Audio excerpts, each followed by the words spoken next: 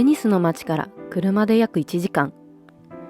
並木通りを抜けたその先に堂々とした佇まいで建築が現れました。今回はカルロス・カルパの代表作ブリオン家の墓地をご紹介します。カルロス・カルパは深い歴史のあるベニスに生まれ育ち、地元の芸術学校を卒業します。その後は建築の道ではなくガラスメーカーのデザイン部長を務めるに至ります。ベニスの街を歩けば至る所にガラス細工を目にします。そう、ベニスは世界の中でも有数のガラスの街です。そうしてこの街が必然的に彼をガラスの道へと誘導したのでした。建築分野に移ってからもガラス職人として培った工芸的で細部まで意識したデザインを建築にも取り入れていきます。幾何学的で無機質でも神秘性があります。理解し尽くすことのできない不規則性と同時に連続的でどこかに導かれるような宗教的な雰囲気を醸し出しています。E questo perché? Questo lui amava l'arte giapponese e lo vedremo molto. L'arte giapponese è tutta l'imitazione della natura, quindi doveva inventare qualcosa che muovesse. 彼は2度日本を訪れ、自身の作品に多くの日本的要素を取り入れました。日本建築が自然とともにあるように、この建築も植物、素材感、水を取り入れています。壁を見てください。本実型枠、つまり木をコンクリートの型枠に用い、木目をプリントしています。入り口から入って突き当たりに中庭のような空間があります。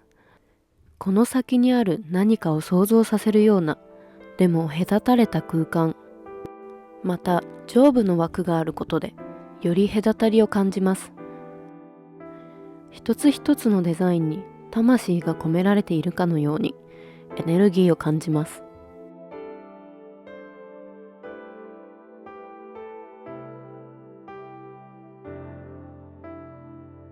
礼拝堂へ向かいます。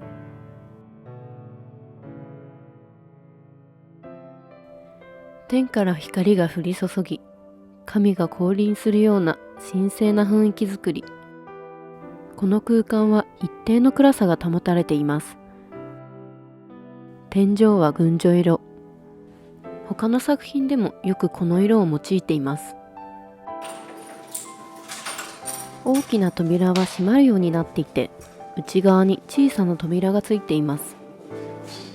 これにより光の量を調節したり、用途によって空間を変化させることができます。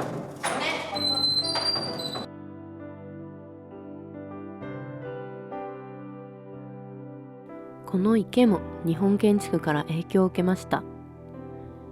日本の様式と彼のデザインが見事に融合しています。水盤は光を乱反射し、礼拝堂内部にゆらゆらと光が映し出されています。ブリオン夫婦のお墓へと向かいます。お互いに寄り添うように真ん中に2つの墓があります。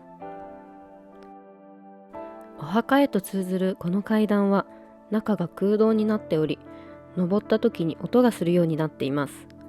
ここから先に別次元の世界があることを知らせているかのようです。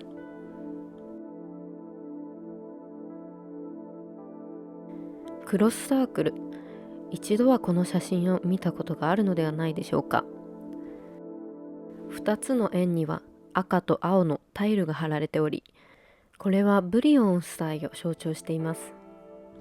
墓地、礼拝堂、庭などそれぞれ違った用途の空間を完全に壁で仕切ることなく緩やかに使い分けているデザインは、私に桂離宮を想像させました。それぞれの空間は周囲からの借景でさらに豊かになります。廊下を通って違う空間へ誘導したり、光の量を調節して空間を緩やかに分けています。より身体的経験を大事にしているようです。カルロス・カルパは言いました。この作品は時間が経つにつれてより良くなっていくものだ。私は建築に詩的な想像力を込めた。それは詩的な建築を作るのではなく、詩の感覚を発散できるような、ある種の建築を作りたかった。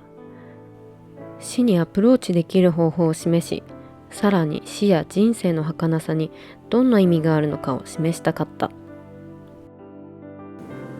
こちらの引き戸も日本の影響でしょうか。とても緻密なディテールです。